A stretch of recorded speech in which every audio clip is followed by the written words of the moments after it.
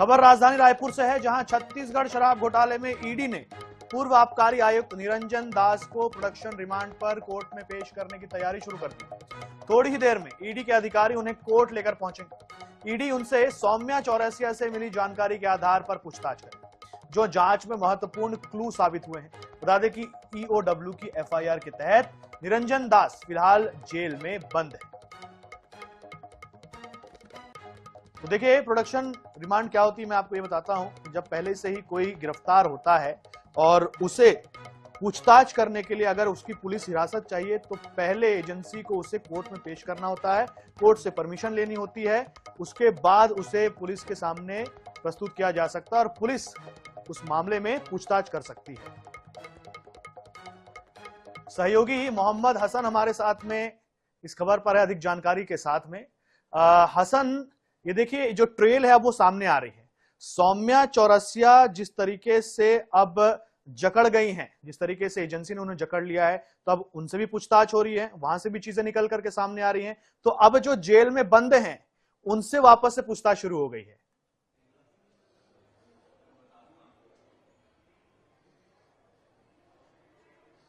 बिल्कुल, देखिए छत्तीसगढ़ के बहुचर्चित शराब घोटाले के मामले में ईडी ने अपनी जांच तेज कर दी है। एसीबी और ईओडब्ल्यू के बाद अब कहीं ना कहीं ईडी की टीम जो है वो लगातार शराब घोटाले की जांच कर रही है और ये घोटाला बढ़ करके 3,200 करोड़ रुपए तक पहुंच चुका है। सबसे पहले हमने देखा कि सौम्या चौरसिया की गिरफ्तारी जो है वो ईडी करती है। मंगलवार को उन्हें पूछताछ के पहले समन देकर के बुलाया गया था, उसके बाद उन्हें गिरफ्तार किया गया, बाद में उन्हें कोर्ट में पेश किया गया, जहां से कोर्ट ने उन्हें 3 दिन की रिमांड जो है 3 दिन की जो पूछताछ के लिए उन्होंने रिमांड पर लिया था ईडी ने, और 3 दिन तक पूछताछ की गई सौम्या चौरसिया से। सौम्या चौरसिया से पूछताछ में कई अहम खुलासे जो है वो ईडी की टीम के सामने हुए। ईडी की टीम की जानकारी के मुताबिक लगभग 115 करोड़ रुपए शराब घोटाले के मामले में सौम्या चौरसिया तक पहुंचाए गए हैं। सौम्या चौरसिया ने मनी लॉन्ड्रिंग के मामले में एक अहम भूमिका निभाई है। जो बिग बॉस नामक ग्रुप बनाया गया था शराब घोटाले के लिए, जिसमें पूर्व मुख्यमंत्री के बेटे चैतन्य बघेल, कारोबारी अनवर ढेबर, अनिल टुटेजा, आबकारी आयुक्त निरंजन दास समेत कई अनेक लोग जो है वो इसमें शामिल थे। कहीं ना कहीं सौम्या चौरसिया की कोल लेवी घोटाले, डीएमएफ घोटाले के बाद अब शराब घोटाले के मामले में भी बड़ी संलिप्तता पाई गई है और उनकी मुसीबतें बढ़ती हुई दिखाई दे रही हैं। इसके पहले वे जमानत पर बाहर थी, लेकिन शराब घोटाले के मामले में जैसे ही ईडी को उनके बारे में उनकी बारे में जानकारी मिलती है कि उनकी भी संलिप्तता है, उसके बाद जांच शुरू की जाती है, डिजिटल एविडेंस इकट्ठे किए जाते हैं, उस आधार पर उनकी गिरफ्तारी की गई।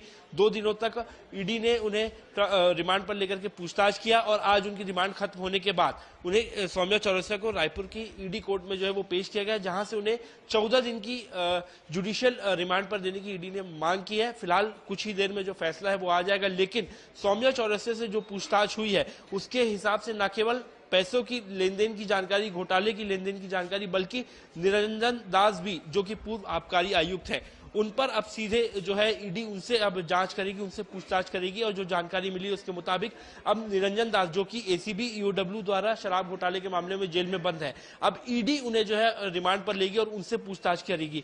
सौम्या चौरसिया से जो जानकारी मिली थी उस आधार पर निरंजन दास को अब रिमांड पर लेने की तैयारी में है ईडी, और ईडी उन्हें गिरफ्तार कर चुकी है। कोर्ट में पेश किया जाएगा, वहां से पूछताछ के लिए रिमांड पर उन्हें जो है वो लिया जाएगा। रिमांड मिलने के बाद निरंजन दास से पूछताछ की जाएगी। कुल मिलाकर के ईडी जो है शराब घोटाले की तह तक जा रही है, एक एक पहलू पर जांच की जा रही है। कैसे पैसों का देन लेन हुआ, नकली होलोग्राम कैसे बना, मनी लॉन्ड्रिंग कैसे की गई, डिजिटल एविडेंस, व्हाट्सएप के चैट्स जो है वो ईडी के सामने आए। तो कुल मिलाकर के जो शराब घोटाले का मामला है जो बढ़कर के 3,200 करोड़ तक पहुंच चुका है। सौम्या चौरसिया के बाद निरंजन दास जो है वो ईडी की गिरफ्त में आते हुए दिखाई दे रहे हैं। बिल्कुल हसन, जानकारी के लिए बहुत धन्यवाद आपका। तो देखिए जिस तरीके से ट्रेल अब सामने आ रही है, तो अब देखना होगा कि आगे क्या होता है।